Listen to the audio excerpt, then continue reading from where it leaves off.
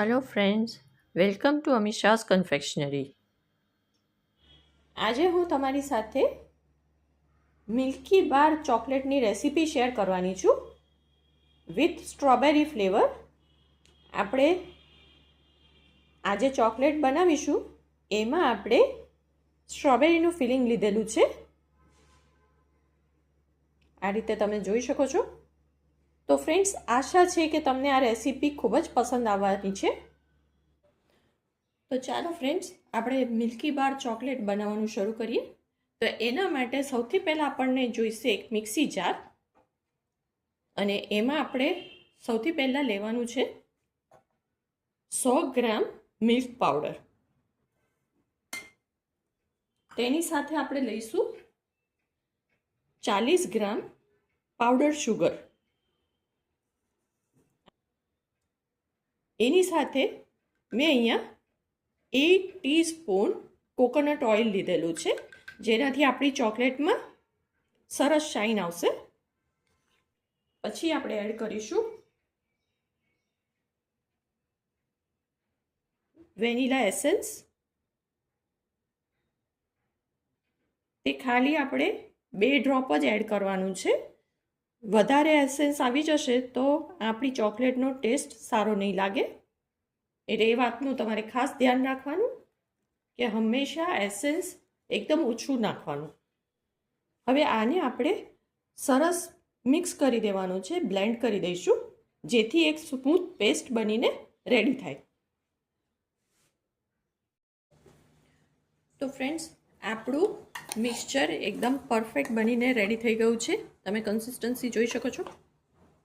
આને જ્યારે તમે બ્લેન્ડ કરતા હોય તો આવી રીતે સ્મૂથ પેસ્ટ ના બને તો તમે એમાં અડધા કપ જેટલું વોર્મ મિલ્ક અથવા તો વોર્મ વોટર એડ કરી શકો છો. એનાથી આ રીતની સ્મૂથ પેસ્ટ બની જશે. હવે આપણે એને મોલ્ડમાં શેલ બનાવવાનું છે. એના માટે મેં આ રીતે 12 મોલ્ડ લીધેલો છે. એમાં આપણે ચોકલેટનો એક શેલ બનાવી દઈશું.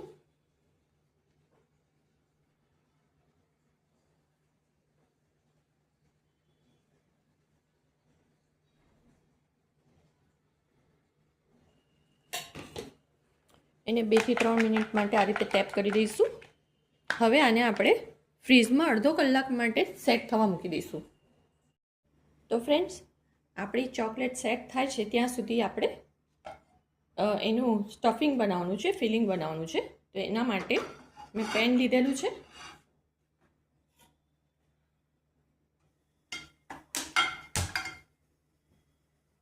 હવે તેમાં મેં 30 ગ્રામ ક્રિસ્ટલ શુગર લીધેલી છે, જેને આપણે કેરામલાઇઝ કરીશું.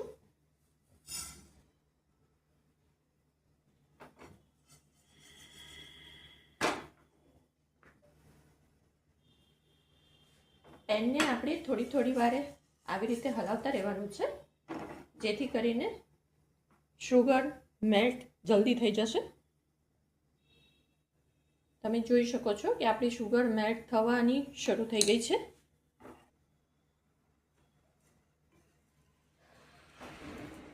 આ સ્ટેજ ઉપર આપણે ફ્લેમ એકદમ સ્લો કરી દઈશું. ફ્રેન્ડ્સ, એકવાર શુગર મેલ્ટ થવાનું શરૂ કરે એટલે એને આ રીતે કન્ટિન્યુઅસ હલાવતા રહેવાનું છે. તમે જોઈ શકો છો ધીરે ધીરે આપણી શુગરનો કલર ચેન્જ થઈ રહ્યો છે. આપણી શુગર કેરામલાઇઝ થવાની શરૂ થઈ ગઈ છે. આ સ્ટેજ ઉપર મેં અહીંયા આગળ 40 ml ફ્રેશ ક્રીમ લીધેલું છે, એ એડ કરી દઈએ.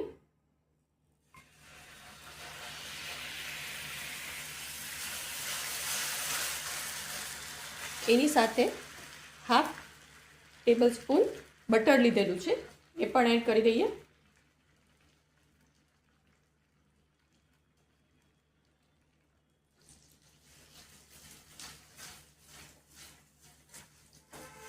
હવે આ બધાને આપણે સરસ રીતે મિક્સ કરી દઈએ. બધી વસ્તુ સરસ રીતે મિક્સ થઈ ગઈ છે. હવે તેમાં 30 ગ્રામ સ્ટ્રોબેરી ક્રશ લીધેલું છે, એ એડ કરી દઈએ.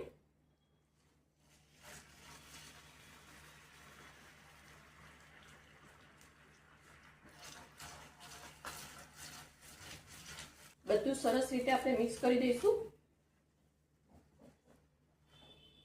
હવે આપણે ગેસની ફ્લેમને બંધ કરી દઈશું અને કેરેમલને આપણે એક બાઉલમાં કાઢી લઈશું.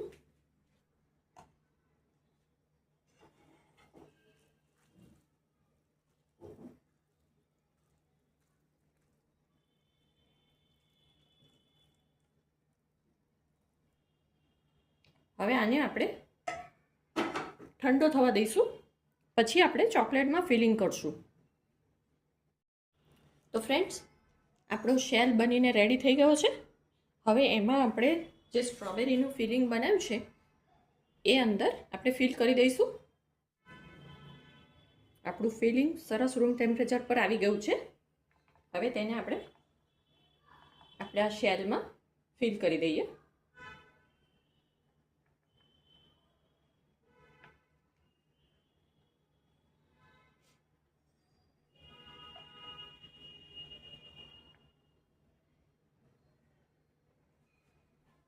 હવે તેના ઉપર આપણે જે પેસ્ટ બનાવી છે ચોકલેટની એ આપણે સ્પ્રેડ કરી દઈએ.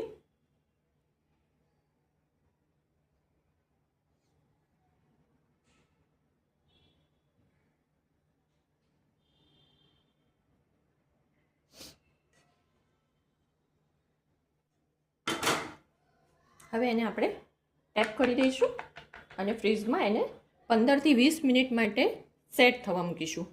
તો ફ્રેન્ડ્સ, આપણો ચોકલેટ બાર સરસ રીતે સેટ થઈ ગયો છે. હવે એને આપણે અનમોલ્ડ કરી દઈએ.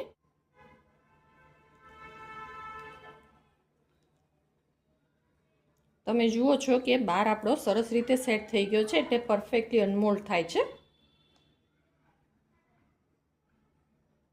પરફેક્ટ બાર બનીને રેડી થયો છે.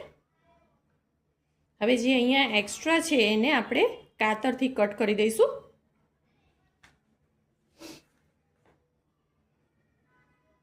એને આ રીતે આપણે કટ કરી દઈશું.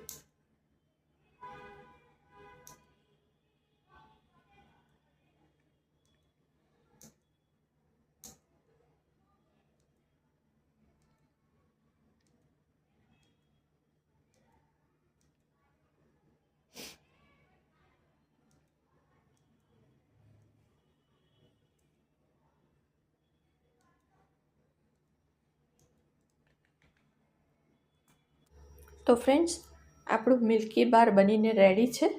આશા છે કે મારી રેસીપી તમને ખૂબ જ પસંદ આવી હશે, અને જો તમને પસંદ આવી હોય તો મારી રેસીપીને લાઈક અને શેર જરૂરથી કરજો.